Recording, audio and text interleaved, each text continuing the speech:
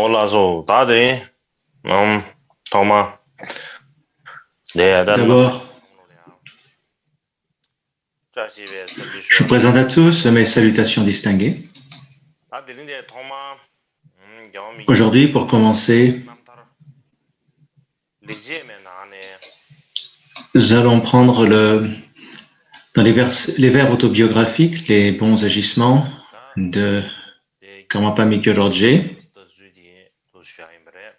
Je vais enseigner la voie de la pratique des êtres à de capacité supérieure. Donc il y a donc 3 sections.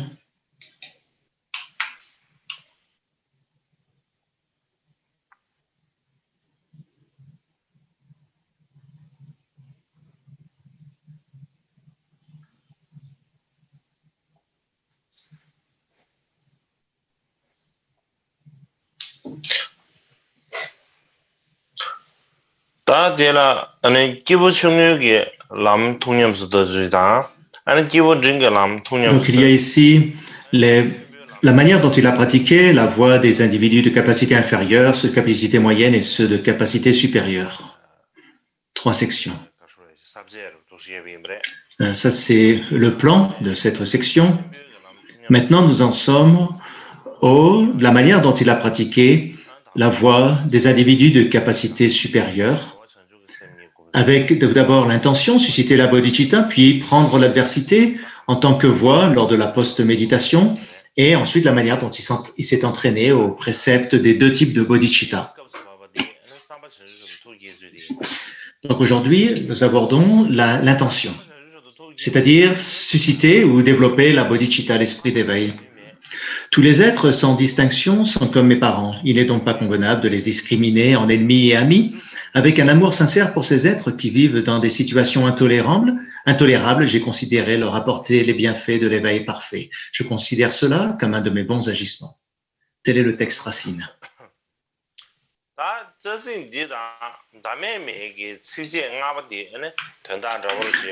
Et ceci est similaire à la 5e strophe de l'éloge « Il chercha pleinement ». Donc je vais aussi vous présenter cette 5e strophe. Et selon le plan de cette louange, on parle de la générosité transcendante, l'amour bienveillant et ainsi de suite, et la diligence transcendante, non-attachement, etc., selon Shamar Kunchoyen Lak. L'esprit jamais séparé de l'amour et d'une intense compassion, son aspiration à s'émanciper était parfaitement pure. Il était toujours attristé par la souffrance et ses causes et contemplait pleinement l'impermanence. À lui, j'adresse ma prière.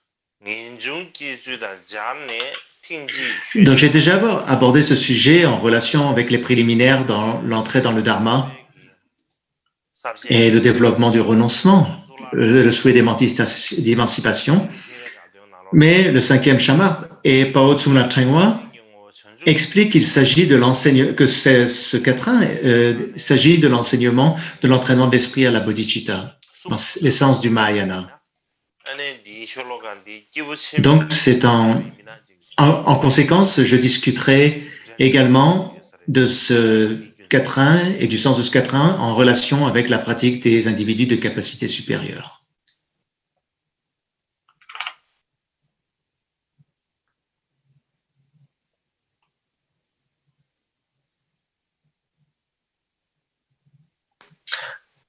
라소 다데래야 자마시 양게지기는 디지스는 가서를 삼차. Je vais aussi vous montrer quelque chose, je pense que ça vous sera utile.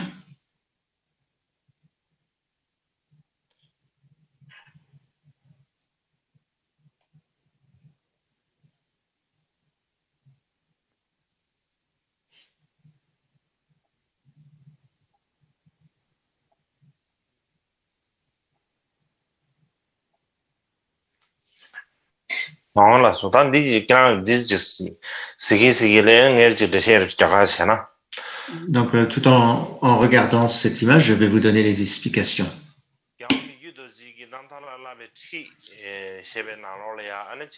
Dans son commentaire sur l'instruction pour s'entraîner à la vie libératrice de Mikyo Dorje écrit comment je ne veux pas vous expliquer le mot à mot de ce quatrain, mais je vais vous en expliquer le sens.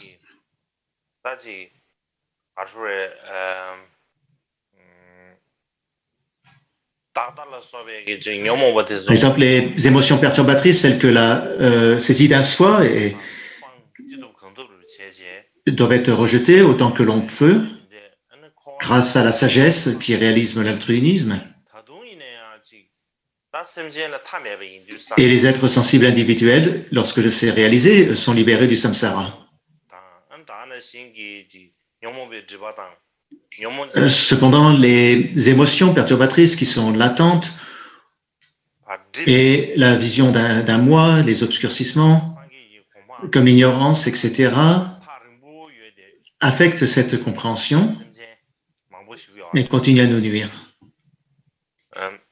Donc, un grand nombre d'êtres sensibles sont très loin du bonheur permanent, le plus élevé, la bouddhéité parfaite. Donc, il est donc important que tous les êtres, aussi nombreux que vaste est l'espace, puissent atteindre l'éveil, mais ce n'est pas utile que simplement un ou deux êtres atteignent l'éveil. Il faut que tous les êtres atteignent l'éveil.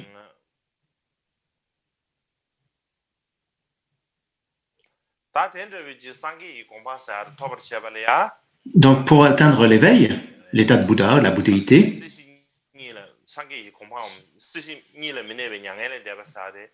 c'est demeurer dans l'au-delà de la souffrance qui consiste à ne pas demeurer ni dans le samsara ni dans le nirvana. Donc, il ne suffit pas simplement d'avoir l'esprit de renoncement et de vouloir se libérer du samsara, mais il faut aussi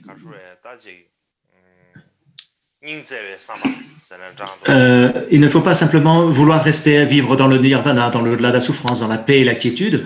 C'est juste une motivation très approximative et ce n'est pas la meilleure des motivations. La meilleure motivation est celle de vouloir être au-delà du samsara et du nirvana, de la paix et du devenir, et obtenir ainsi le véritable au-delà de la souffrance ultime.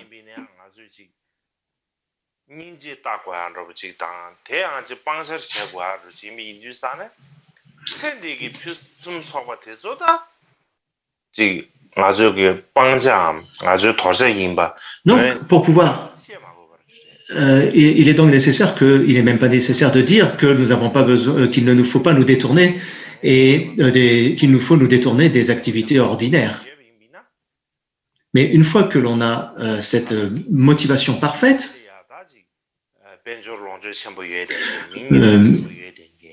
une fois qu'on a cette compréhension, celui qui a de la compassion pour ceux qui sont très célèbres dans le monde ou qui sont des gens très importants, des grands lamas, etc., on les enviera pas, on n'aura pas envie de devenir comme eux, on n'aura pas de jalousie ou surtout d'envie. Mais de nos jours,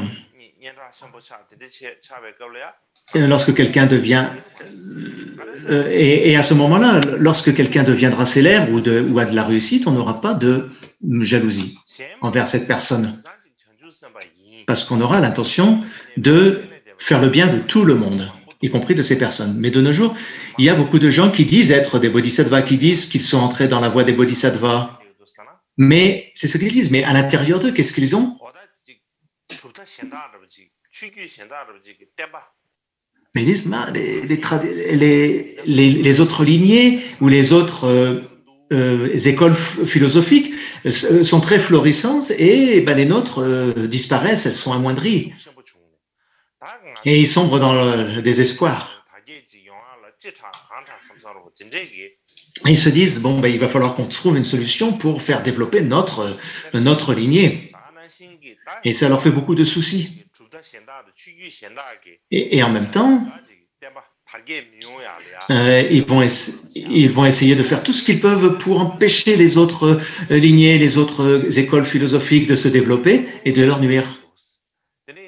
Et c'est ce qu'ils font principalement dans leur pratique. Mais ce n'est pas comme ça que l'on pratique la voie des bodhisattvas. Au contraire, cela consiste à détruire la grande famille des Bouddhas. Et pourquoi ils ne sont pas satisfaits? C'est pour ça qu'il ne faut pas simplement être satisfait que certains individus atteignent l'éveil, mais que tous les êtres qui sont nos mères atteignent l'éveil.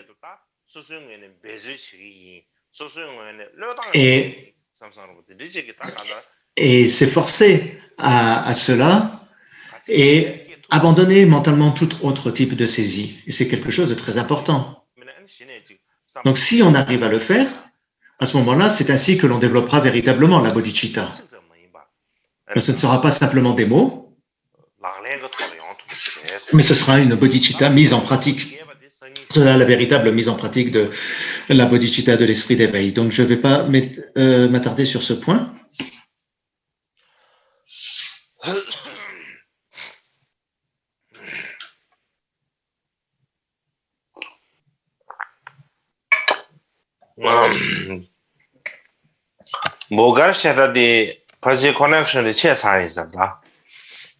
Je pense que la connexion Internet de Shedra Bokar ne marche plus parce que je ne peux plus les voir.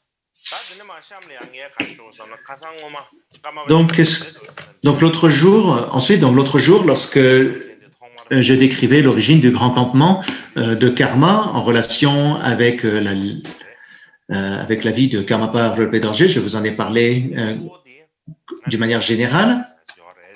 Et j'ai parlé qu'il y avait un objet principal, sacré, un objet de vénération spéciale, le Gondola.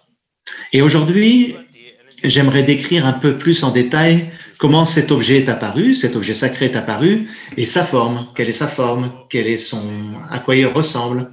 Et ensuite, et qu'est-ce qu'il est arrivé à ce Gondola, à ce support sacré, une fois la destruction du grand campement.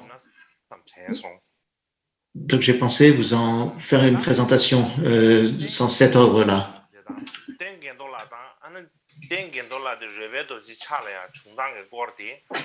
Il n'y a même pas une seule mention du Gondola ou de la façon dont il est arrivé dans les mains de Rinpoche Dorje dans les histoires de libération écrites par Karma Gönchen, Sopu Kumpanga ou Shamal Könchen Yadlak,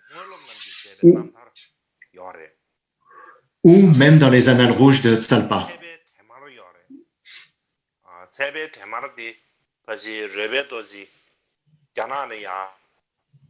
Et ces annales rouges, ces LP d'Ebma étaient faites lorsque Mikyo Dorje. Mais dans ces textes,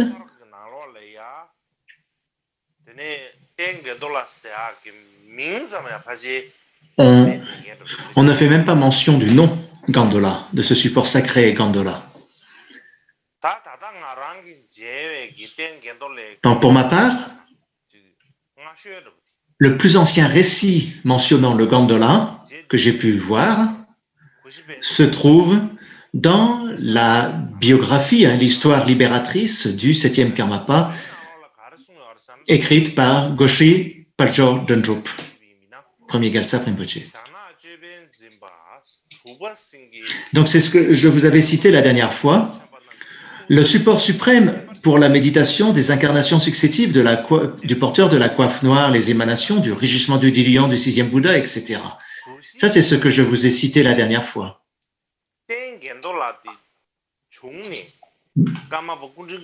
Donc la manière dont il est décrit, on peut comprendre à quoi il ressemble, on peut comprendre comment il était. Mais on peut comprendre que les incarnations ont eu lieu depuis on peut comprendre que quelques incarnations ont eu lieu depuis l'apparition du Gondola.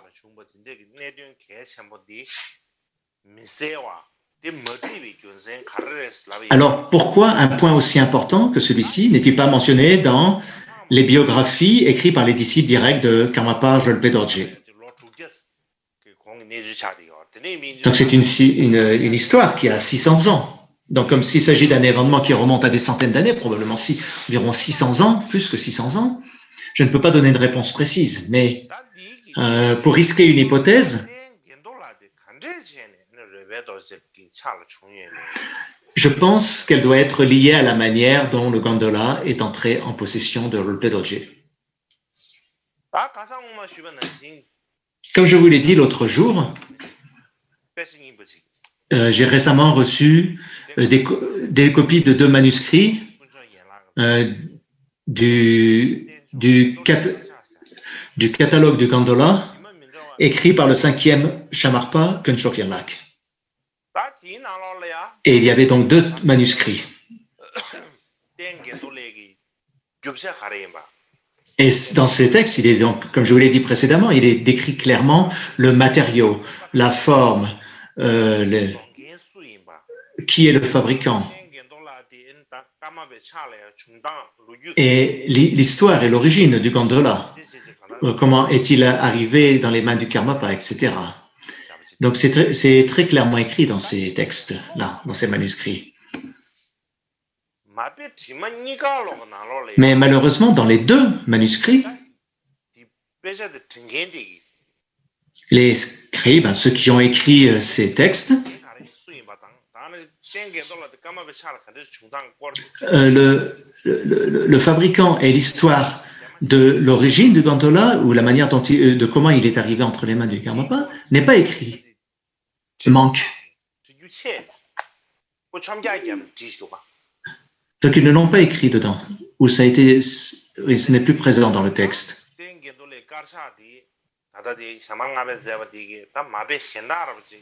Donc, en attendant de recevoir un autre manuscrit de ce catalogue du gondola écrit par Shamarpa Khenpo Khenlak, il n'y a pas moyen de savoir exactement l'origine de ce gondola et qui est son fabricant. Parce que maintenant l'écrivain n'est plus vivant, sinon on aurait pu lui créer des problèmes, parce qu'on lui dire pourquoi tu oubliais de marquer ces points qui sont tellement importants. Mais bon, il est décédé, donc on n'a pas d'autre choix. Alors, cependant, pourquoi nous avons quand même de la chance? Parce qu'il y a le Khenpo Khenchen Rinchen Dargye qui a écrit dans son histoire des monastères Kagyu.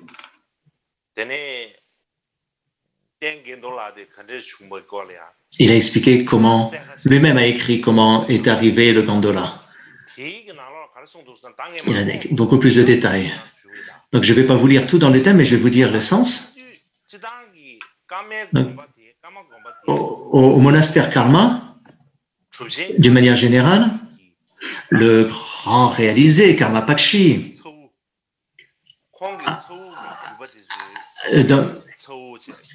a des neveux et des neveux des neveux, etc. Il y a donc une lignée, une filiation de neveux qui maintiennent ce monastère, qui détiennent ce monastère.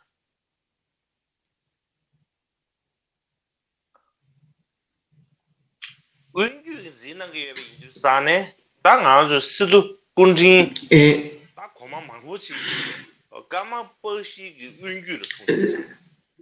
la lignée des Sidhu a commencé avec par Karma Pakshi. Et c'est une tradition qui a été mise en place par Karma Pakshi pour que ces Sidhu puissent prendre soin du monastère Karma. Et à ce moment-là, il y avait donc Sidhu Aryapa. Arlapa. Ce n'est pas le Thai Sidhu dont on parle maintenant, mais quelqu'un qui s'appelait Sidhu et Aryapa. Et il s'occupait du monastère de Karma.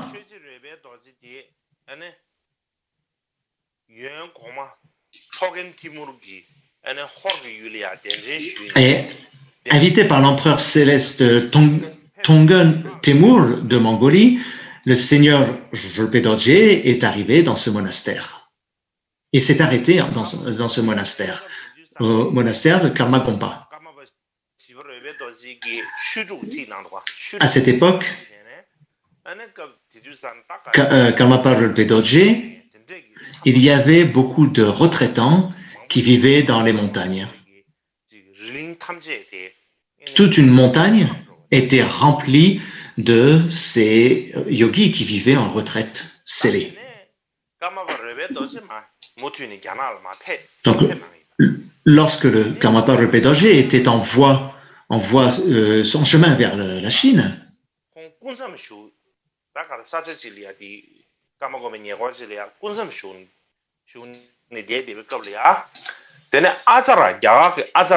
Karmapa est allé faire une courte retraite dans un monastère proche de ce monastère.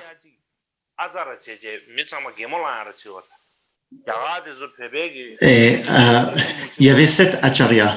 Donc les atsaras, c'est quelque chose qui est très risible au Tibet parce que on les représente avec un gros nez, très maigre, un peu la peau émaciée, etc. Donc quand on emploie le terme atsara, c'est plutôt une plaisanterie au Tibet. Mais en réalité, le véritable nom, c'est acharya. En tout cas, 7 acharyas sont venus de l'Inde. Et ils ont dit, nous sommes venus voir le gourou de karma, ou karma guru. Nous venons pour le rencontrer. Donc il y a 7 acharyas qui sont venus et en demandant de voir le karma guru, le gourou karma. Mais Karmapachi était parti en Inde, était parti en Chine à ce moment-là déjà. Et Situ Aryapa, lui, était en retraite. Alors, il y avait un accompagnateur et qui leur a dit, donc le Karma Guru est parti en Chine. Et alors les acharyas ont dit, est-ce qu'on peut rencontrer le lama? Est-ce qu'on peut rencontrer votre gourou, votre lama? Et il a répondu, notre gourou est en retraite. Donc, s'il vous plaît, veuillez patienter un petit peu, mais je vais en parler à notre gourou et je vais lui demander. Et les acharyas ont dit, non, pas besoin de lui demander à votre maître.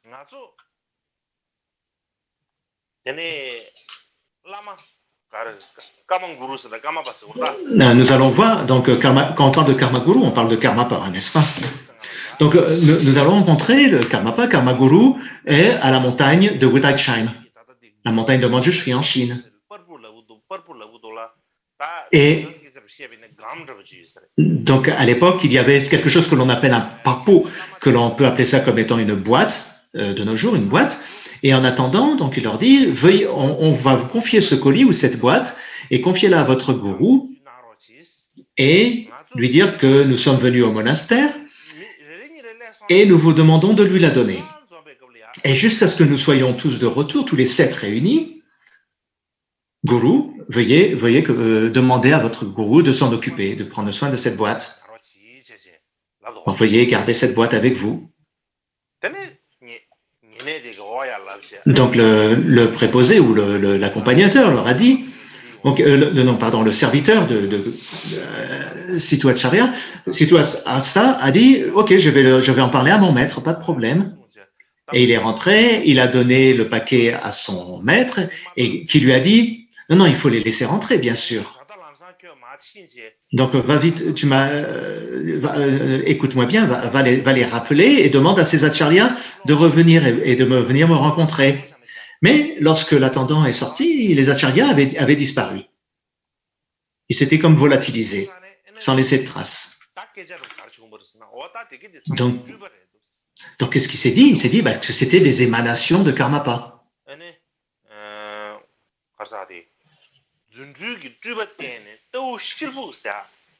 Et on dit que c'est par ces pouvoirs miraculeux qui les a émanés et qu'il est allé dans la grotte de Taoshal et a ouvert le trésor secret des Dakini de Batangshina. On peut dire que c'est comme une sorte de Terton, c'est-à-dire un découvreur de trésors. Il est donc allé dans cet endroit, Taoshal, et il a récupéré ce trésor pour les offrir au Karmapa. Donc en fait, ce ne sont pas de vrais acharyas qui sont venus depuis l'Inde physiquement jusqu'au Tibet, mais ce sont des émanations, ce sont des émanations miraculeuses. Donc c'est l'histoire qui est la plus racontée. Donc, ils ont pris cette boîte et ils l'ont mis sur leur autel et ils ont attendu le retour des acharyas, des 7 acharyas. Mais les acharyas ne revenaient jamais. Aucun acharya n'est revenu. Puis, un jour, lorsque le 4e Karmapa, le Pedorje, est rentré de la Chine, il arriva à ce monastère, Karmagompa, et il demande à Situ Aryapa, avez-vous reçu le colis de ces 7 acharyas ou avez-vous reçu cette boîte des 7 acharyas?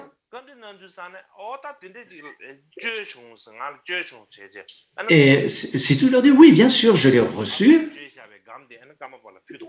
Et il a offert cette boîte au Karmapa. Donc, ils ont finalement, à ce moment-là, ouvert la boîte. Et à l'intérieur, il y avait cet objet sacré, le gandola. Et avec cet objet, il y avait aussi une lettre avec l'historique, avec l'histoire. À ce moment-là, Karmapa, accompagné d'offrandes incroyables, ils l'ont offerte au Karmapa Mikyo-dorje. Mikyo-dorje, pardon, je le Pedorje.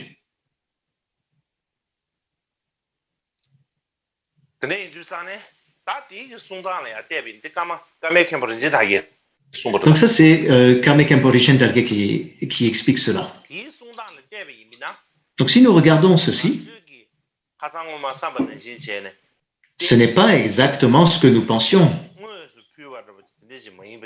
Donc cette offrande n'a pas été offerte directement, on va dire de main à la main, à Karmapa Rinpoche Dorje, mais c'est plutôt après que Rinpoche Dorje ait été en Chine, que les acharyas indiens sont arrivés au monastère de Karma et les ont confiés à Situ Aryapa. Et comme c'était enfermé dans une boîte, il n'a pas été ouvert parce qu'ils ont dit, nous, on va revenir et attendez-nous. Donc, ils n'ont pas ouvert la boîte. Donc, puis finalement, lorsque le Karmapa Rinpoche Dorje est rentré de Chine, parce qu'il avait cette clairvoyance, et puis comme c'était ses propres émanations, donc il a demandé, est-ce que les acharyas vous ont confié une boîte? Et c'est à ce moment-là qu'ils ont ouvert cette boîte. Et dans cette boîte, ils ont vu qu'à l'intérieur, il y avait ce que l'on appelle maintenant ce support sacré, le gandola.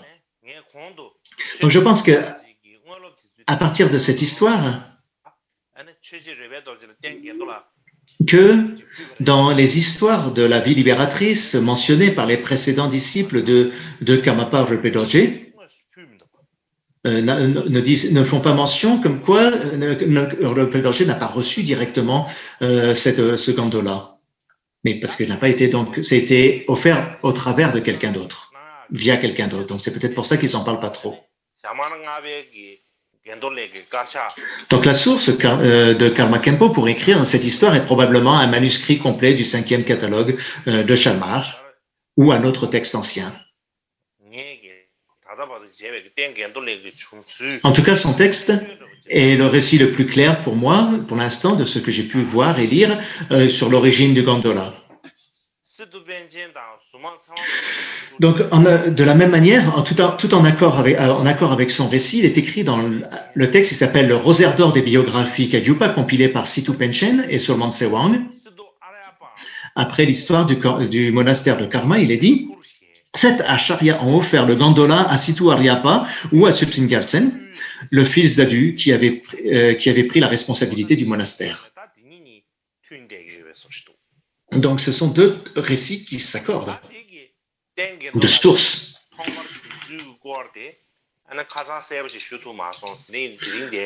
Donc, la dernière fois, je n'ai pas pu vous expliquer précisément l'origine du gandola et maintenant, j'ai pensé donc vous en faire une explication plus précise. Ensuite, en deuxième, je peux vous parler un petit peu de la forme, de l'aspect de ce gandola, ce support sacré. Et donc, je vais vous en parler brièvement. L'autre jour, je vous ai montré une image de la lignée des Tanka conservée au monastère de Palpung et il y avait donc 5 acharyas offrant quelque chose qui a la forme d'un temple de Mahabodhi, comme à Bodh Gaya. Je vous ai montré ce dessin, vous vous en souvenez?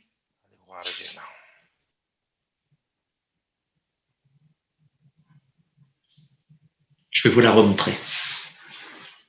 음,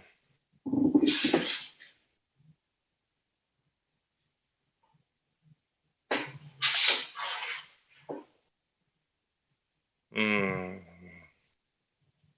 C'est une représentation où il y a une tanka qui est conservée au monastère de Palpung, où on voit sur cette tanka 5 acharyas qui offrent quelque chose, et cette chose a la forme du temple de la Mahabodhi à Bodh Gaya. Mais ça va, je vais vous rafraîchir la mémoire en vous montrant ce que je vous ai montré l'autre jour. Voilà, regardez. 네, 다들 빼본電살이야 예배기 그 유신진이 세당 차리오래. Oui, vous voyez, c'est une tanka qui est conservée au monastère de Palpung, et on y voit 5 acharyas qui offrent le support sacré, le gandola, et il y en a 2 qui le tiennent, et la forme de cette relique, enfin de cet objet sacré, a la forme du stupa de la Mahabodhi à Bodh Gaya. N'est-ce pas?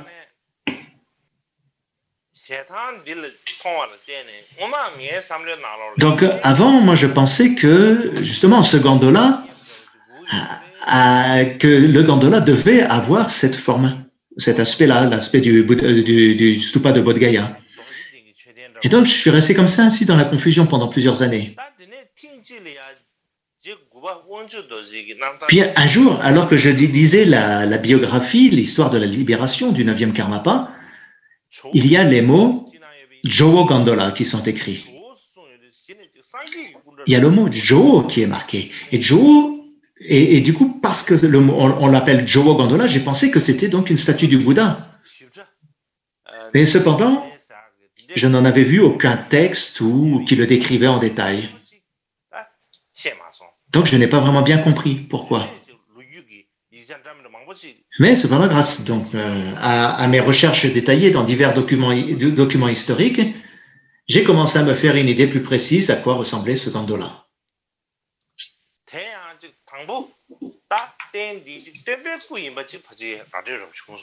Donc, j'ai d'abord compris que cet objet sacré devait être une statue du Bouddha. Donc, pourquoi parler d'une statue de Bouddha qui est appelée gandola? Parce que ce Bouddha est représenté assis à l'intérieur d'un temple.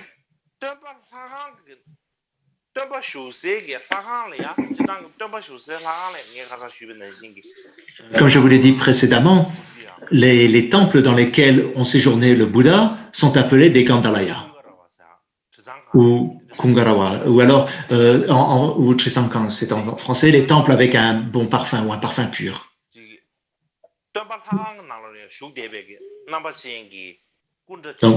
Donc probablement que, et je pense donc que les statues qui sont maintenant dans ce genre de temple sont appelées des gandolas. Et dans la biographie du 7e Karmapa, Goshri Paljordandrip dit que le matériau dont est fait le gandola était le bois de l'arbre de la Bodhi, et qu'il représentait le Bouddha dans un temple. Dans un temple avec un parfum pur, donc dans un Kungarawa ou dans un temple sacré.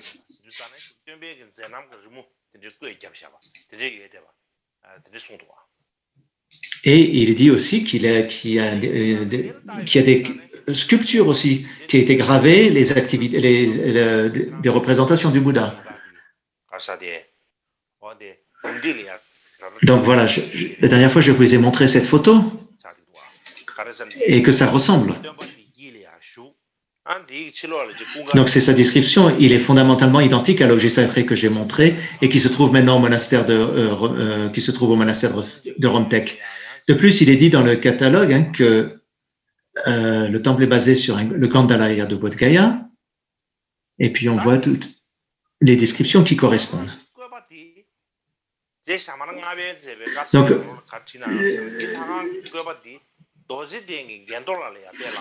dans le catalogue du 5e Shamarpa, il est dit que donc le temple a été sculpté basé sur l'exemple du temple du Gandalaya de Bodh Gaya.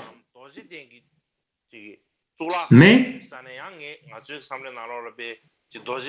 Mais parce que pour nous, lorsque l'on pense au temple de Bodh Gaya, on imagine ce stupa mais vu dans son ensemble.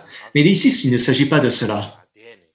Il s'agit d'une représentation comme si nous, on se met à l'extérieur, on regarde par la porte d'entrée et que l'on y regarde la statue qui est à l'intérieur. Donc il s'agit d'une représentation vue de l'extérieur du temple, donc, vue de l'extérieur, comme si on regardait à travers la porte de la Mahabodhi et qu'on voit la statue du Bouddha. Voilà ce qu'il écrit et c'est ce, je pense, qui est similaire. Donc maintenant, pourquoi le mot Jowo, Jowo Gondola? Parce qu'en fait, dans les anciens tibétains, Jowo ou Jomo, ce sont des mots honorifiques pour les divinités ou pour des personnes qui peuvent offrir une protection. C'est une forme honorifique.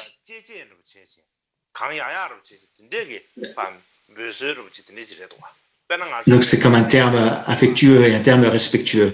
Par exemple, à Lhasa, dans le temple de Lhasa et de Rinpoche, il y a des statues du Bouddha et on les appelle toutes les deux Jowo. On dit le Jowo Sakyamuni ou le Jowo.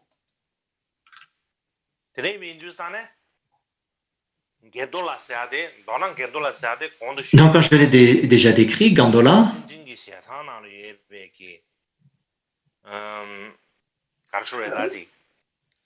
donc dans le rosaire des biographies Kaiju, ce n'est pas comme ça, ce n'est pas avec cette forme de stupa de Bodh Gaya. C'est la photo, c'est la représentation d'un corps du Bouddha, d'une statue du Bouddha gravée et vue à l'intérieur du temple de Bodh Gaya.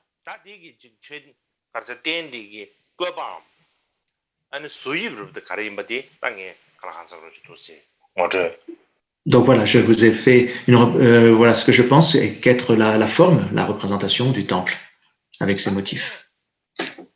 Du temple, de ce support sacré, le Gandola. Maintenant, que s'est-il passé avec cet objet sacré une fois que le grand campement a été détruit? Je n'ai pas eu le temps de vous en expliquer clairement la dernière fois. Donc, à l'époque du 10e Karmapa, le roi mongol Gushikan a détruit le campement, le Garchen. Et à ce moment-là, de nombreuses ont été tuées ou blessées. Et en particulier, Goshikan lui-même et Changze Sonamraten se sont rendus ensemble à Selakang, à Gongpo, et ont trouvé le trésor noir. Donc le trésor noir, c'est là où tous les trésors du Karmapa sont réunis. Donc ce trésor noir était d'abord à Tsopu. Puis à l'époque du 6e Karmapa, Goshi Penjon Chondrup a pris tous les objets qui étaient dans le trésor noir, tous les objets qui se trouvaient dans le trésor noir, et les a amenés à Kongpo dans le monastère qui s'appelle Tselakang. Donc le trésor noir de Tsopu a été transféré à Kongpo, dans la région de Kongpo, Tselakang. Donc ce trésor noir, c'est un peu similaire au trésor japonais que l'on trouve dans la ville de Nara au Japon,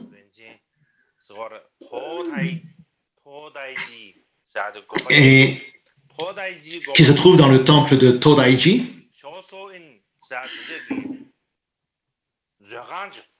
Et le nom de ce trésor japonais s'appelle Soshoin, qui était à l'époque du 8e siècle. Donc c'est le trésor japonais du 8e siècle, appelé Soshoin, qui se trouve dans le temple de Todaijin, dans la ville de Nara au Japon.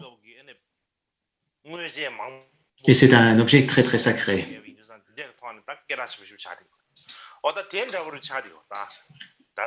Donc c'était un peu le trésor noir du Karmapa était donc équivalent à cela. C'est un peu son équivalent.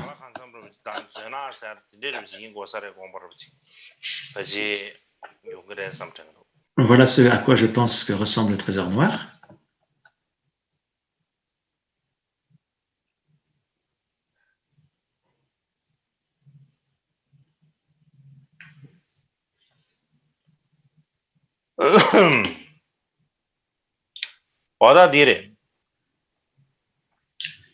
Donc ici, c'est le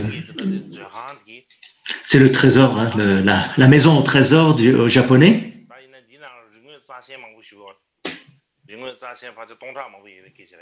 On dit qu'il y a il y a des milliers de peintures très sacrées, très exceptionnelles. Donc il y a aussi quelque chose comme cela, probablement au Kongpo. Il y avait probablement quelque chose comme ça, un espace de grand temple dans la région de Kongpo qui était ce qu'on appelait le trésor noir. Donc à ce moment-là, Goshikan et Changzhe Seraraten, donc l'intendant du 5e Dalai Lama, donc sont venus à Kongpo et ont fait on va dire un raid et ont saisi tous les objets sacrés et les objets rituels du grand campement et qui étaient conservés dans le trésor noir. Par exemple, la coutume était d'arranger sur les côtés des statues du gondola. À côté du gondola, on avait l'habitude de mettre les 16 arates, des statues des 16 arates en bois d'aloès.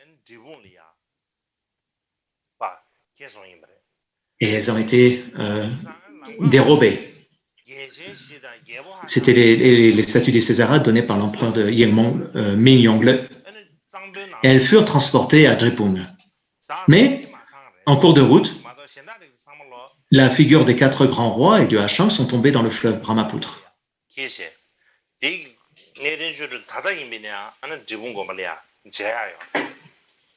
Mais il reste encore quelques représentations. Je ne sais pas si elles y sont toutes, mais elles sont encore visibles au monastère de Drepung. Et c'est très bien décrit dans l'autobiographie du grand 5e Dalai Lama. Dans une période aussi tumultueuse, le gondola était connu pour être le principal objet sacré du grand campement, si bien que de nombreuses personnes avaient les yeux rivés sur lui. Donc il est difficile de dire quels événements bons ou mauvais se sont produits, mais on peut dire par un coup de chance, Situ Penshen, dans son autobiographie, a écrit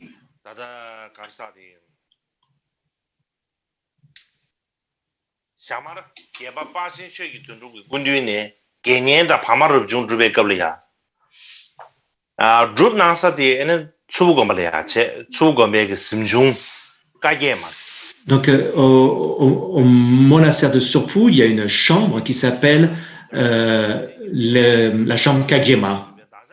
Et dans cette chambre, Kagema, se trouvait le principal objet sacré du grand campement, l'image de notre guide faite de bois de l'arbre de la Bodhi avec les caractéristiques de l'artisanat indien et réalisée par le glorieux protecteur Nagarjuna.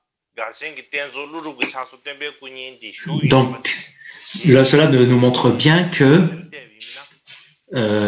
cette représentation fabriquée par la main de Nagarjuna, c'était cet objet sacré qu'est le gondola. C'est probablement cela. Mais à cette époque, on ne l'appelait peut-être pas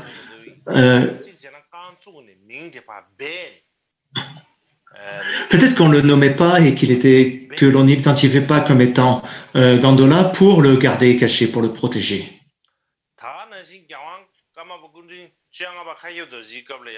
Donc, à l'époque du 15e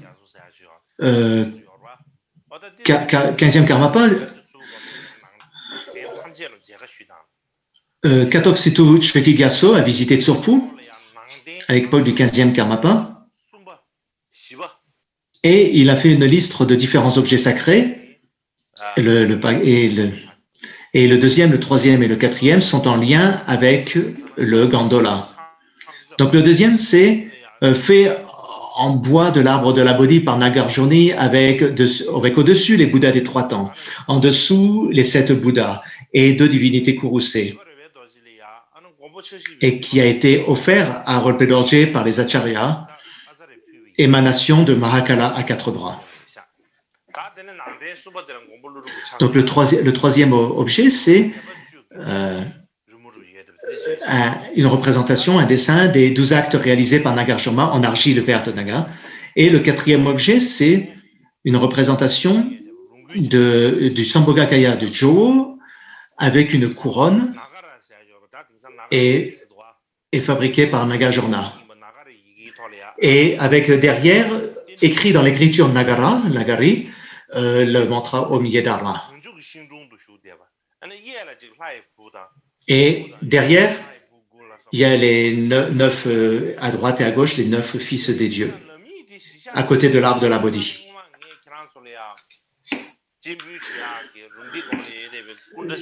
Donc la dernière fois, je vous ai dit que donc cette photo que l'on voit, qu'on a maintenant au monastère de Romtek et que je viens de vous remontrer, c'est probablement ce troisième, cette représentation-là dont on parle. Et qui est ici listé dans le catalogue de Katoksitu Shekigapso. Mais comme on n'a qu'une seule photo, de ces 3 objets, on n'a la photo que d'un seul de ces 3 objets. Mais plus tard, quand on aura la possibilité de réouvrir le coffre, on va dire fort, qui est à Romtek, on pourra retrouver ces différents objets qui sont listés par Katoksitu. Et c'est ce que je pense, on pourra enfin les voir visuellement directement.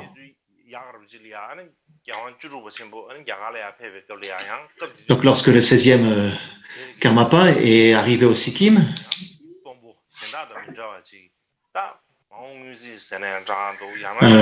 par sa clairvoyance, et comme c'était un être hors du commun, il est venu en Inde en ramenant avec lui beaucoup d'objets sacrés.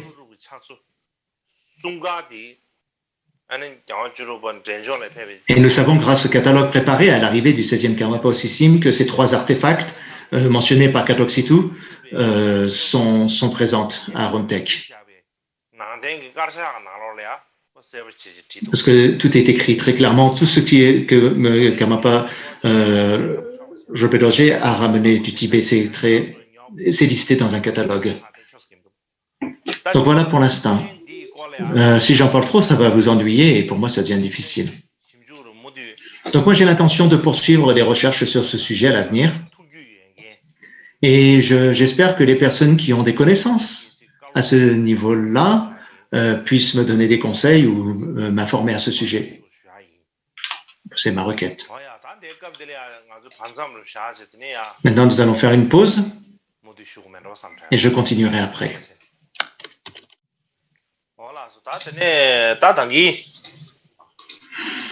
Donc maintenant, j'ai oublié de dire quelque chose.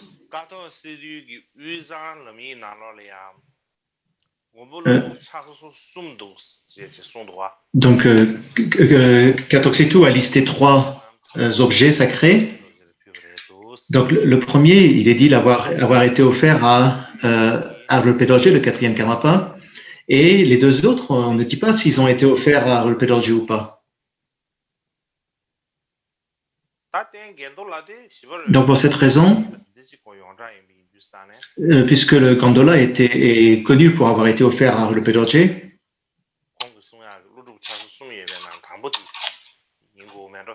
donc il semblerait que le premier de ces 3 objets fabriqués par Nagarjuna est celui-là. Donc puisque c'est à Romtek, tant qu'on n'en pourra pas ouvrir cette boîte au trésor, on ne pourra pas les identifier individuellement. Parce que pour l'instant, il ne nous reste plus qu'une seule photo. On a la photo que d'un des 3 objets sacrés fabriqués par Nagarjuna. Et on n'a pas de photo des 2 autres. Donc ensuite, j'ai pensé vous parler de... Je vous en ai déjà promis la dernière fois, je vous ai dit que j'allais vous parler du grand campement. Mais en réalité, il y a tellement de choses à dire pour le grand campement que je ne pourrais pas tout vous expliquer maintenant. Donc pour cette raison, pour cet enseignement, Je me prépare donc à vous parler du gondola.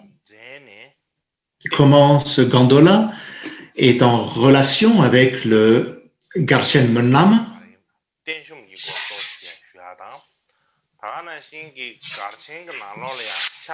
Et aussi, dans le grand campement, le Garchen, de quelle manière la viande et l'alcool n'avaient pas le droit d'être consommés et apportés à l'intérieur. Et aussi, je voudrais vous parler du mode de peinture qui s'appelle le Karma Garji. Donc, je vais vous parler de 4 sujets.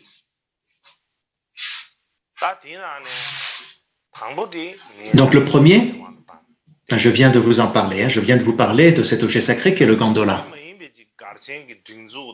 Maintenant, pour ce qui est des règles du grand campement, sur la taille de sa population, son expansion, etc., comment il s'est développé, comment il a voyagé,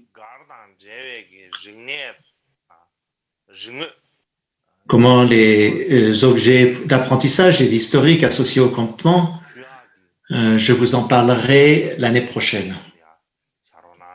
Donc, je vous demande de garder cela à l'esprit.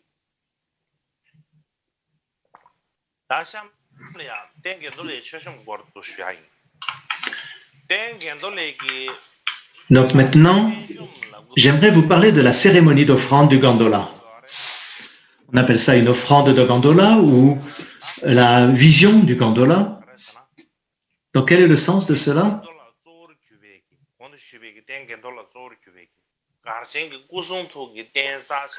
C'était une cérémonie durant laquelle des grandes offrandes étaient représentées devant le gondola et des représentations du corps, de la parole et de l'esprit au grand campement.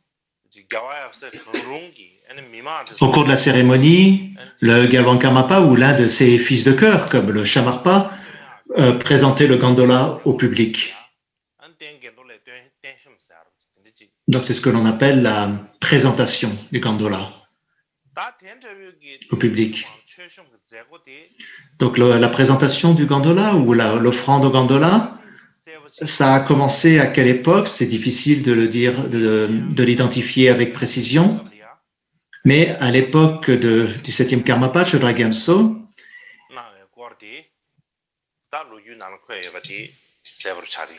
c'est expliqué clairement comment les grandes cérémonies d'offrande au gondola avaient lieu donc à l'époque du 7e Karmapa, Chodra Gyaltso. Donc, dans le festin des érudits, composé par Pao Tsona Changwa, il est écrit le 7e Karmapa a écrit un Menlam en 20 sections, en 20 branches. Et lors des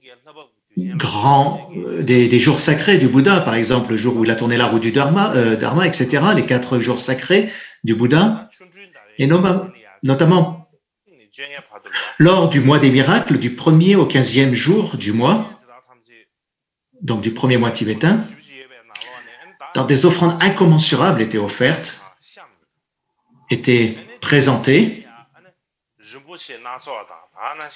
étaient disposées, et en face, il y avait aussi des objets rituels fabriqués avec des pierres précieuses, des cristaux de différentes couleurs, de l'or, de l'or rouge, de l'or jaune, de l'or foncé, donc différentes dorures, et aussi de l'argent, des turquoises.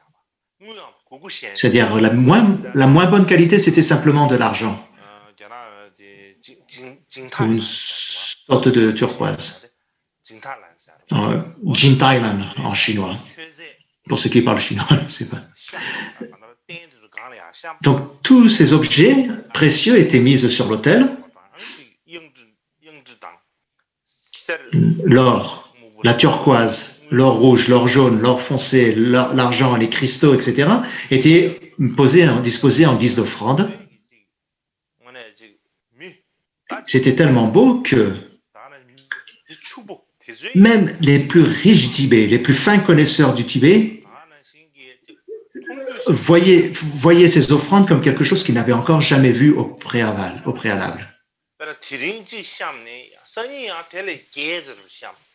Et tous les jours, il y en avait de plus en plus. Par exemple, tout ce qui a été mis aujourd'hui, le lendemain, il y avait encore plus d'offrandes dessus.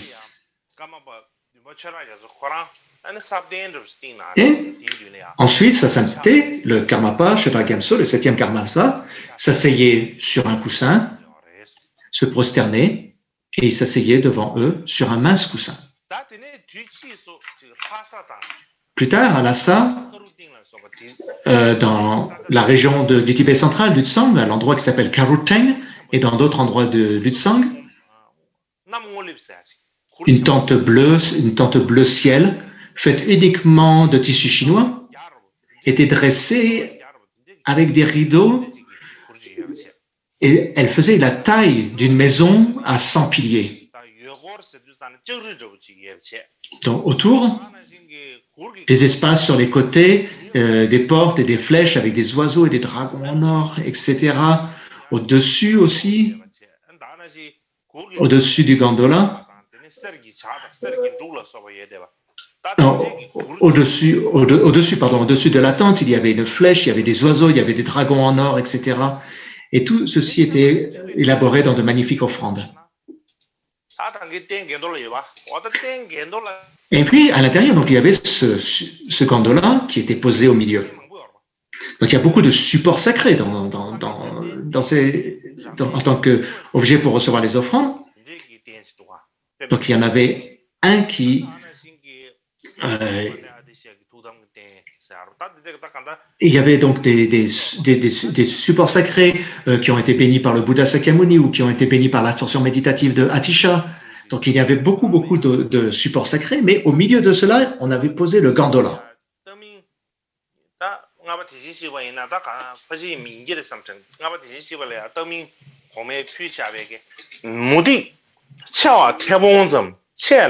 Et il y avait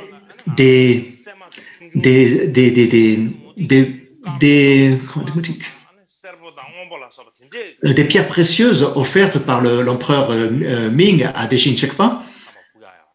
Et ils étaient empilés. Alors, les plus grands étaient de la taille d'un pouce et les plus petits de la taille d'un petit pois. Mais ils étaient tous empilés les uns sur les autres. Il y en avait 13. En 13 étages. 13.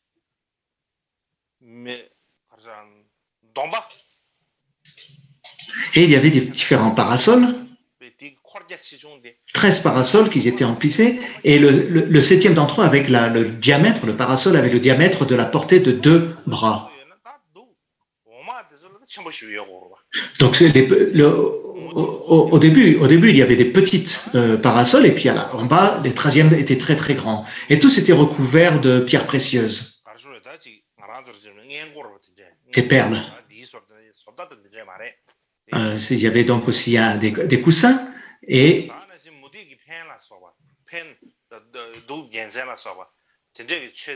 avec aussi les bannières de victoire, etc. Donc, c'était un arrangement particulièrement élaboré.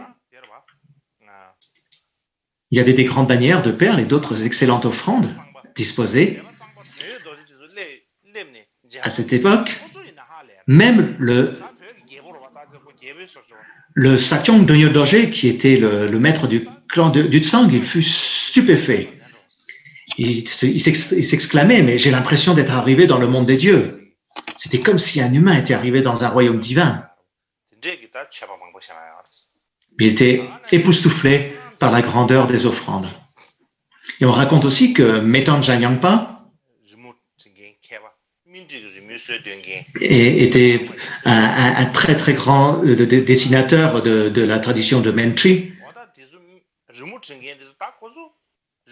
Et tous ces grands artistes, tous ces grands peintres, tous ces grands artistes, eux aussi, n'auraient jamais pu imaginer de telles offrandes.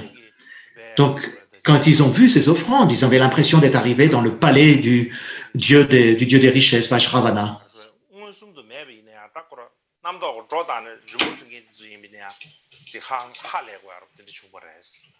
Donc, il n'en avait jamais vu en vrai, mais bien, il n'arrivait même pas à les imaginer intellectuellement.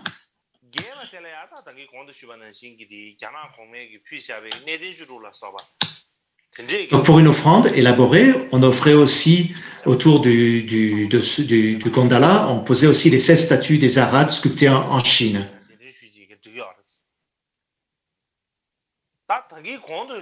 Et qui étaient préservées dans le trésor noir. Donc il y avait une procession des Arhats.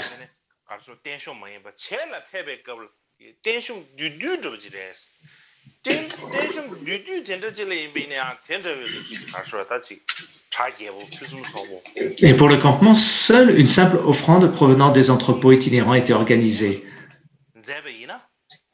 Alors ça, c'était une description d'une petite cérémonie d'offrande au gondola. Donc, vous pouvez imaginer que c'est impossible de décrire comment étaient les offrandes élaborées.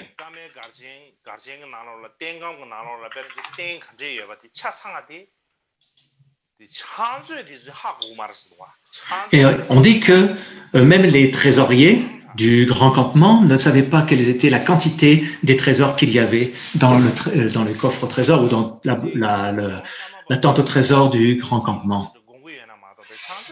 Donc, on disait que seul le Karmapa, par son omniscience, peut savoir la quantité des trésors, mais que les comptables ou les trésoriers ne pouvaient même pas ça, ne pouvaient pas en tenir un registre précis tellement il y en avait.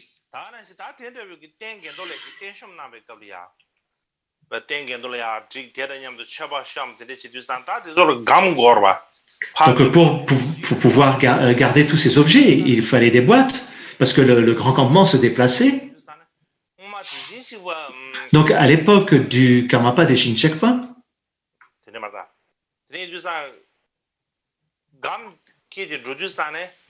lorsqu'il se déplaçait avec les boîtes, simplement pour les offrandes du support sacré qu'est le gondola, juste pour les offrandes qui entourent le gondola, il y avait 32 grandes caisses. Puis plus tard, à l'époque du 8e Karmapa, Mikyo Dorje, il y en avait moins, et il y en avait plus que 16. Puis après, il y en a eu encore un peu moins, jusqu'à avoir jusqu'à simplement 8 boîtes, ou 8 grandes caisses, des coffres.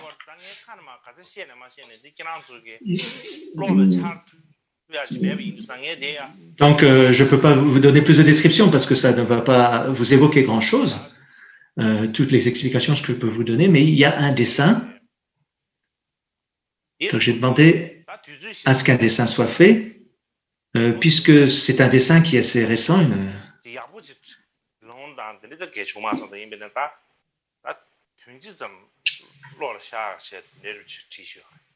Donc, c'est juste pour vous donner une idée. Donc voilà, il y a le gondola au milieu, et au-dessus, il y a donc 13, vous voyez le parasol en 13 étages, et puis en dessous, les représentations du corps de la parole et de l'esprit, et toutes les offrandes, les pierres précieuses. Donc ça devait ressembler à cela. Donc tout ça à l'intérieur d'une grande tente.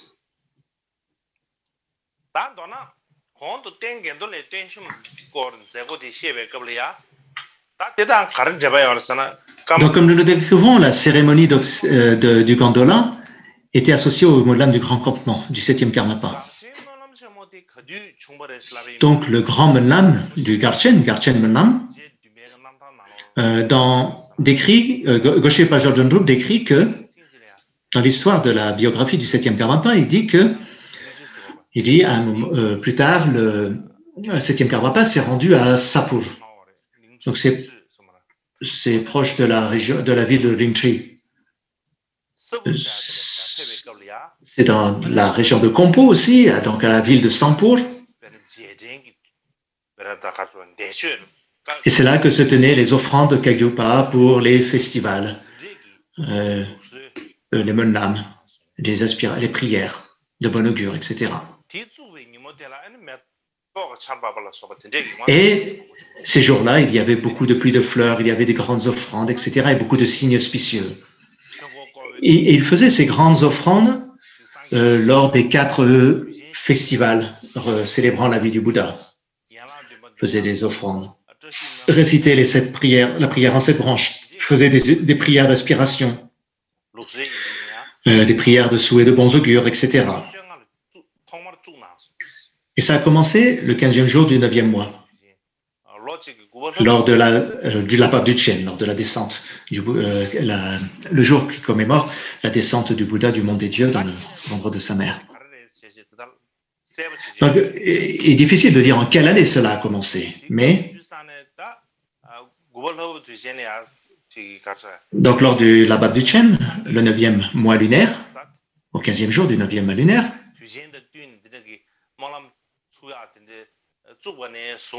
c'est un de ces jours, un jour-là, que ont commencé les grands menam du grand campement.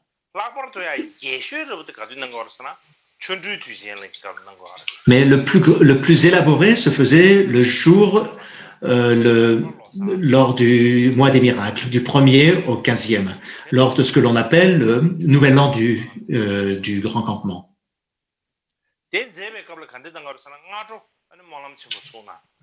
Donc, comment cela se déroulait? Le matin, il y avait les souhaits et l'après-midi, c'était des grandes festivités avec des spectacles divers, divertissements, des danses. Dans la biographie écrite par le Goshri, donc ils ont d'abord fait le Menam, puis après ils ont continué à en faire un peu partout.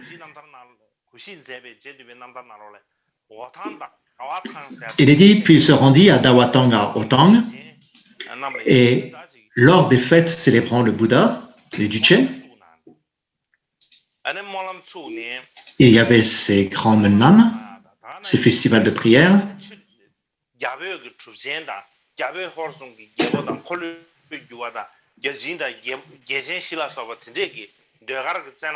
Et il y avait également des représentations extraordinaires de la vie des Mahasiddhas de l'Inde et du Tibet, aussi sur la vie des empereurs de Chine, de Tibet, de Mongolie, d'Indra et des 4 grands rois, etc. Et beaucoup de personnes ont vraiment ressenti et ont eu la vision effective que de Bouddha et des Bodhisattvas devant eux étaient venus, et aussi d'innombrables signes merveilleux, comme des pluies de fleurs. Et à cette époque, au Khampo, il n'y avait pas de vautours, mais lors de ces menam, on voyait des vautours tournoyeux dans le ciel au-dessus du grand campement. Dans le festin des érudits de Sula Pausuna Changwa, il est dit, donc le menam en 20 branches a été organisé pour la première fois à Sapur, pendant la fête du Lapa Duchen, donc le 15e jour du 9e mois. Mais particulièrement, lors du mois de Vaishak, le mois où, du 1er au 15e jour, il y avait des menam, où le matin on faisait les menam et l'après-midi il y avait des festivités.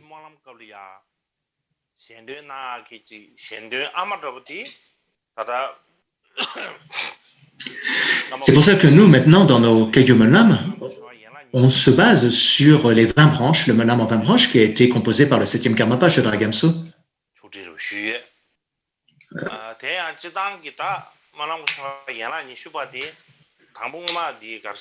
Donc, ces 20 branches du Menam,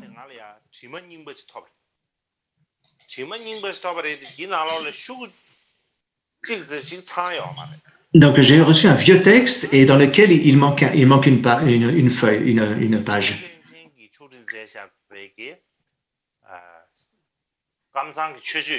Mais dans l'histoire de la lignée Karma Kamson par Situ Chejung,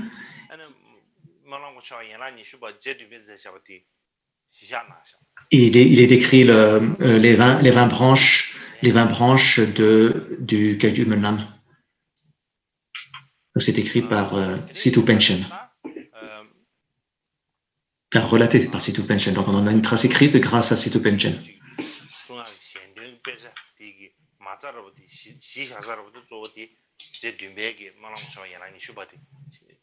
Donc c'est pour ça que l'on se base sur les souvent 20 branches composées par le septième, telles que présentées par le 7e Karmapa, pour faire nos Kagyu Menam actuels.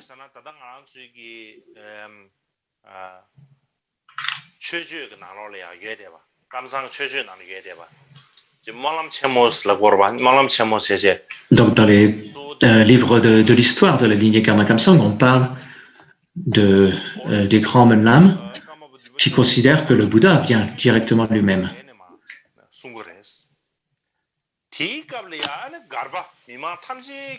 Donc le matin, le Menlam, le Karmapa lui-même récitait des dédicaces et des aspirations pour purifier la réalité. Puis les membres du campement et le public pouvaient le voir, pouvaient le rencontrer. Et l'après-midi, il y avait des spectacles, etc. Des opéras, des grands spectacles, des danses. Et à ce moment-là, il y en avait qui allaient, donc il y avait des personnes qui regardaient le spectacle pendant que d'autres allaient à la rencontre du Karmapa, allaient recevoir les bénédictions du Karmapa.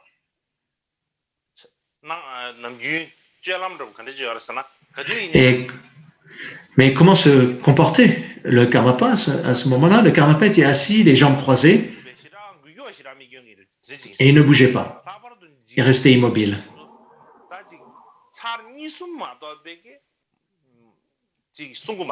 Et il ne rentrait dans aucune conversation mondaine, à part que très rarement, une fois ou deux de temps en temps. Et des enseignements du Dharma, il ne prononçait que très peu de discours du Dharma. Et en réalité, il ne parlait presque pas, mais il restait assis, immobile.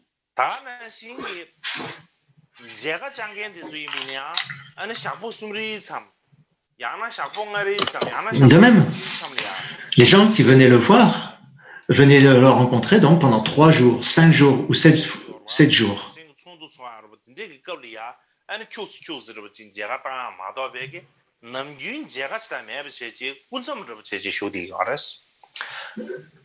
Mais il ne venait que pendant 3, 5 ou 7 jours, mais la plupart du temps, il faisait que brièvement les réunions et sinon il restait en retraite.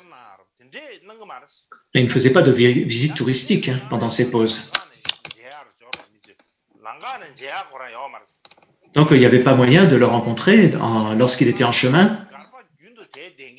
Donc, sans penser aux autres personnes, mais même pour les gens qui vivaient au grand campement, c'était difficile pour eux de voir de leurs yeux Karmapa, Shodra Gamso. Donc, lors de la fête des miracles, du matin jusqu'au soir, il restait présent dès la cérémonie et donc il y avait la possibilité de le rencontrer. Et les gens qui avaient la foi, les gens qui avaient vraiment la foi se bousculaient pour voir le Karmapa. Tout le monde dit que oui, dans le nouvel an du Grand Kampa, c'est un grand spectacle. Et des gens venaient parfaitement que pour le spectacle. Mais à l'époque du 8e Karmapa, il a annulé cette tradition. Et qu'est-il dit?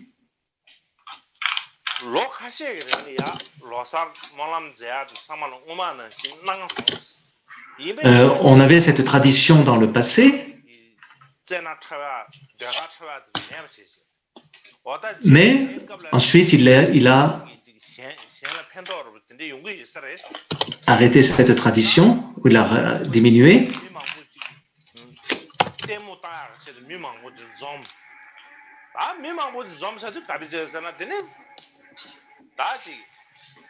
Et donc il dit, de nos jours, à Gompo, beaucoup de gens se rassemblent pour assister aux festivités.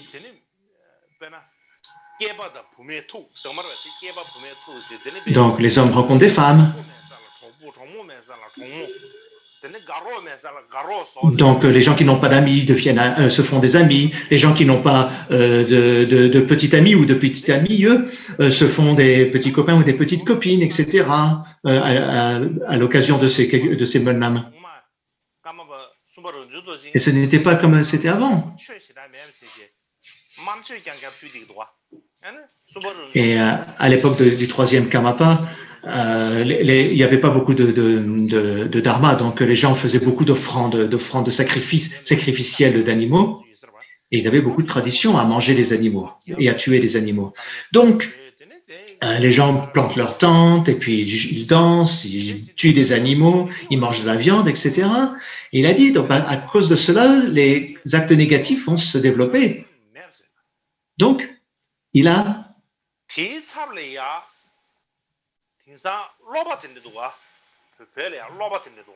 il a arrêté de faire ces grands spectacles lors du Nouvel An.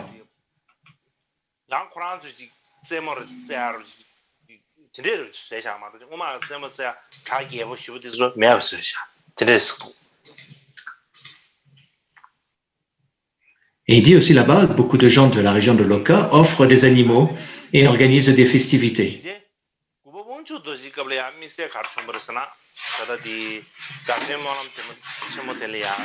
Donc, à l'époque du 9e, Karmapa, Wanchuk Dorje, après les menam du matin, 8e Karmapa lui faisait essentiellement les menam pendant le mois des miracles.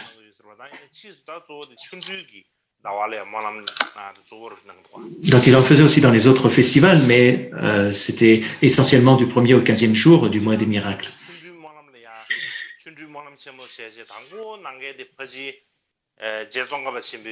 Probablement que le premier à avoir fait des grandes prières, des grands festivals de prière lors du mois des miracles, c'est probablement Tsongkhapa qui a commencé à faire cela. Et je vous en parlerai probablement un peu plus tard. Je n'ai pas eu le temps vraiment de préparer ce point-là. Donc le 9e Karmapa, Wanchuk Dorje, faisait aussi ses prières le mois des miracles. Et le 15e jour, donc c'était la fin de ce Garchen Menam. Et tous les moines se réunissaient en ligne.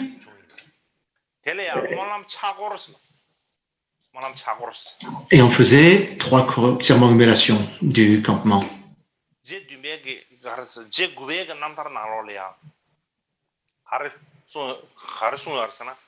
Donc dans la biographie du 9e Karmapa, il est dit que l'année du cochon bois-fenel, probablement 1575, le 15e jour du Nouvel An, donc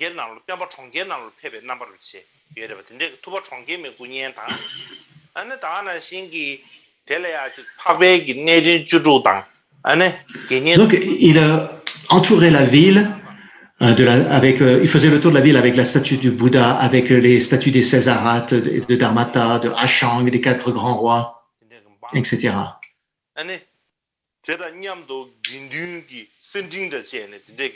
Et tous les moines se déplaçaient dans ce qu'on appelle la ligne d'or, c'est-à-dire la grande procession monastique, et faisaient une grande festivité, un grand rituel.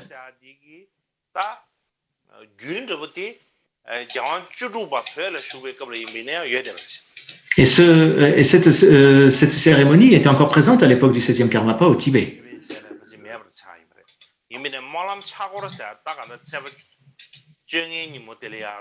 Donc ces festivités du 15e jour, avec cette grande procession monastique, existe encore jusqu'à l'époque du 16e Karmapa au Tibet.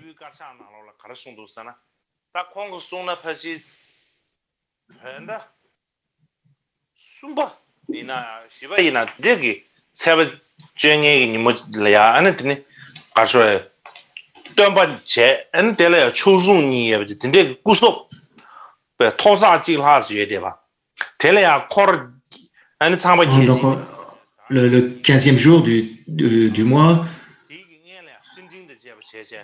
il y avait une énorme représentation du Bouddha, tous les moines étaient en procession, et tous les moines avançaient comme s'ils faisaient la procession des aumônes et faisaient la circumambulation du temple.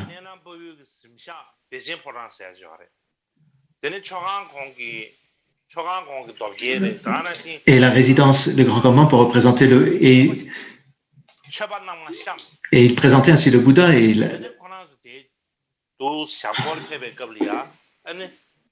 il faisait le tour de la résidence de Nenang Pao, du palais de la Grande Félicité,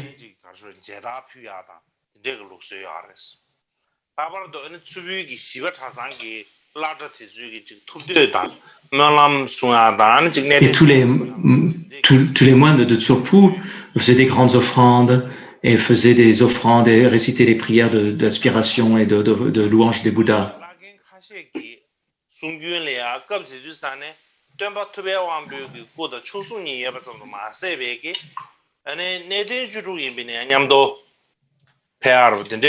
La tradition orale des anciens lamas de Tsopu m'ont dit que non seulement on faisait la procession du Bouddha, mais aussi de Césarat. Et il y avait cette tradition donc à l'époque du 16e Karmapa.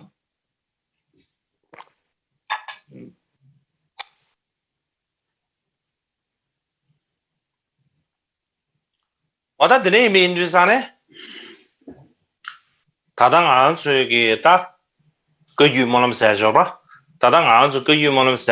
voilà ce que l'on appelle le Kagyu Manam. Donc celui qui a planté la graine du Kagyu Manam, c'est Kyabji Kalung Rinpoche, qui a recommencé, qui a fait cela à Bodh Gaya. Puis ensuite, celui qui a continué, c'est Bokar Dorji Chang. Ensuite, puis quand je suis arrivé en Inde,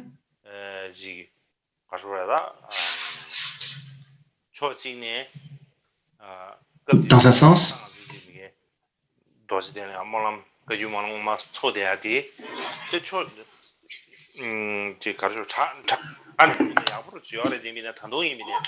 c'était déjà très bien quand je suis arrivé en Inde. J'ai voulu continuer et développer cette tradition. Donc j'ai voulu développer. Mais avant on voulait faire pendant les Menam, on récitait beaucoup de textes en relation avec les tantras. Mais lorsque l'on fait ces pratiques de tantra, où on récite ces trucs de tantra, les gens qui sont avec nous, comme ils viennent de différents véhicules, ils vont pas forcément comprendre et ils vont mal comprendre ce qui est dit, parce qu'il y a des mots bizarres dans les tantras. On parle de tuer, de boire du sang, etc., de manger de la viande ou de la chair humaine et boire du sang. Donc, ils pourraient se poser ce genre de questions. Donc, j'ai pensé, après coup, je me suis dit qu'il valait mieux changer le contenu. Donc, mon objectif principal était de donc prendre la responsabilité de ces Menam après le décès de Bokar Rinpoche et de parachever la pensée de Rinpoche. Donc, une fois que Bokar Rinpoche est décédé,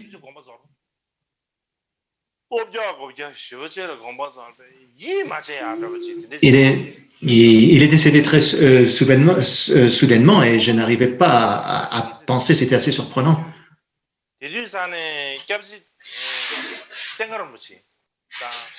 À ce moment-là, quand il est décédé, Tengar Rinpoche était avec moi le jour où Bokar Rinpoche est décédé. Quelqu'un est venu et j'ai demandé, et quelqu'un a dit à Tengar Rinpoche. Et Tengar Rinpoche a dit non, c'est pas possible. Et moi aussi, j'y croyais pas. Mais bon, il était décédé, donc je n'avais pas d'autre choix que d'accepter la réalité. Mais quelque part en moi, je me disais que non, je suis en train de rêver, ce n'est pas possible. J'étais vraiment pas à l'aise à l'intérieur et je me suis dit. Et Tengar Rinpoche dit non, Rinpoche, son corps est décédé, mais son esprit est toujours en vie.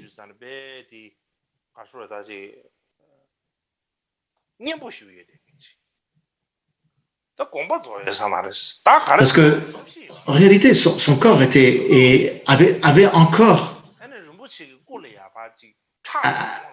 avait encore une sorte de forme de vie, donc.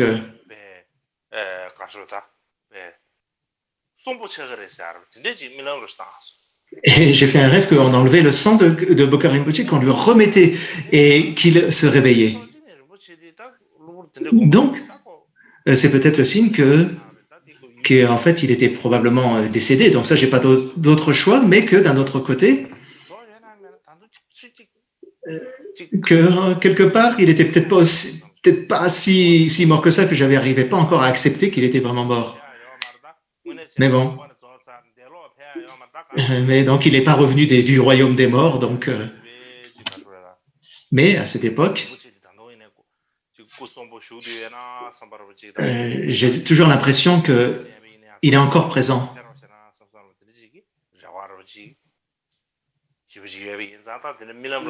Donc j'avais encore cet espoir qu'il allait revenir, et c'est probablement pour ça que j'ai fait ce rêve.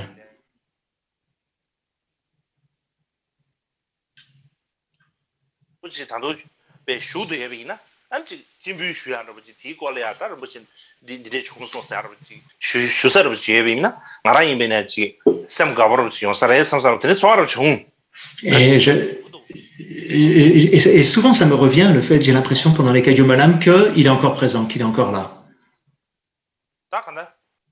Je ne suis pas sûr d'exactement ça parce que le son a été coupé pendant quelques secondes.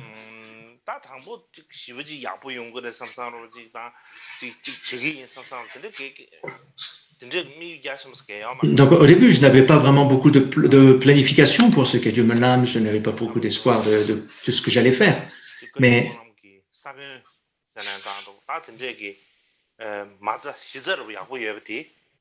et comme il y avait une très bonne base sur ce Kaiju Malam, je me suis pris, ça a été très facile pour moi de maintenir cette tradition et de le développer. Ensuite,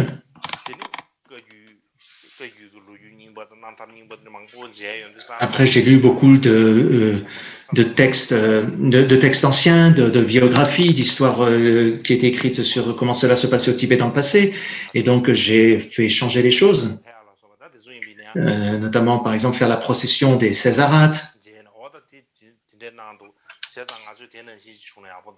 parce que je l'ai vu que ça se faisait dans les vies des autres grands maîtres Kagyupa, donc j'ai pensé que c'était bien de le faire aussi de nos jours. Ce n'est pas quelque chose de nouveau. Hein. Y en a qui disent il a beaucoup d'imagination, donc il est créatif, et que ce n'est pas une tradition ancienne, et qu'il crée quelque chose de nouveau qui n'avait pas lieu avant. Mais ce n'est pas le cas. Quand on regarde les biographies des anciens maîtres Kagyupa, je vois que je n'ai rien fait de nouveau. Au contraire, c'est de réappliquer maintenant ce qu'il faisait avant, et là, il n'y a aucun problème à cela, aucun mal à faire cela. Voilà ce que je voulais vous dire en rajout. Donc demain,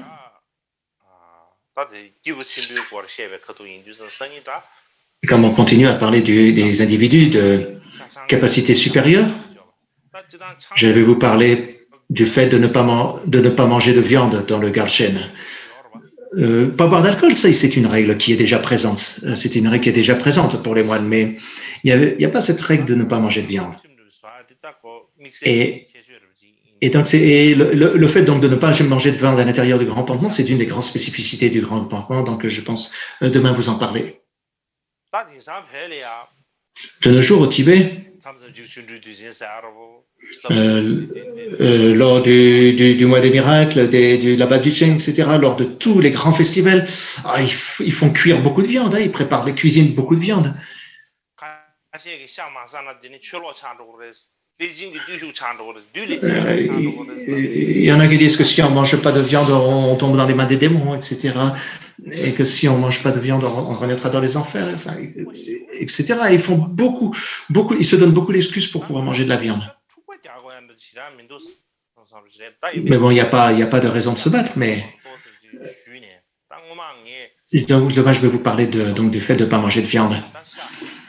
Dans le passé, à Bodh Gaya,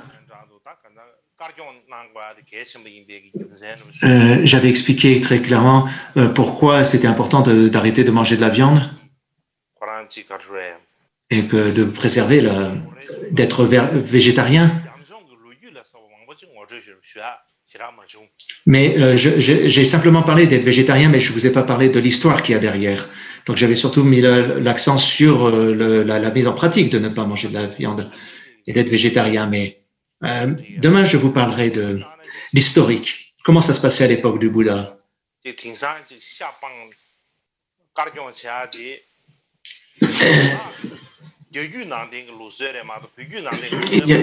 il y en a qui disent que, par exemple, le fait d'être végétarien, c'est une tradition. Au Tibet, on dit que c'est une tradition qui vient de la Chine, mais que ça n'a jamais existé dans l'histoire du Tibet. Et donc, demain, je vais vous dire ce que je pense de tout cela.